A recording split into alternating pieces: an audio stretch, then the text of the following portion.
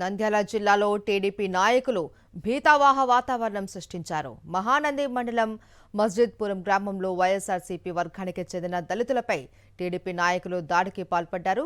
సంతోషంగా new year వేడుకలు నిర్వహించుకోవడం వైఎస్ఆర్సీపీ పార్టీ తరపున న్యూ ఇయర్ విషెస్ చెప్తూ ఏర్పాటు చేశారు. దీంతో జీర్ణించుకోలేక అక్కసుతో తమపై కావాలి అనే దాడి చేశారు అని వైఎస్ఆర్సీపీ నాయకులు ఆరోపిస్తున్నారు. తమ ఇండ్ల మీదకు వచ్చే మహిళలను అని చూడకుండా రాళ్లు కర్రలతో విచక్షణారహితంగా దాడికి పాల్పడ్డారన్నారు. ఘటనలో పలువురికి గాయాలు కావడంతో ఆసుపత్రికి తరలించారు. తమకు రక్షణ కల్పించాలి అంటూ వైఎస్ఆర్సీపీ కార్యకర్తలు కోరుతున్నారు.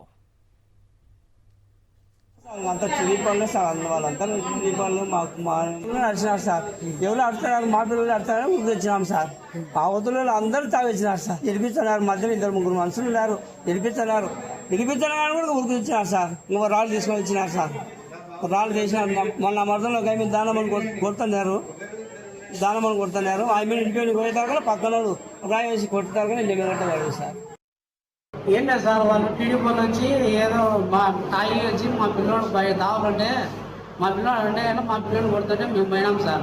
పోయిన అందరినీ వచ్చి వైఎస్ఆర్ అందరినీ వచ్చి టీడీపీ కొట్టినారు సార్. అలా దాడి చేసి ఆడేళ్ళను వాళ్ళను బట్టలు చెప్పి ఆడేళ్ళను అంతా నానా విధంగా చేసినారు సార్. మా వాళ్ళు సంపనీకి వచ్చినారు సార్ 6 మంది. దాంట్లో సంపనీకి వచ్చినారు సార్ 6 మంది.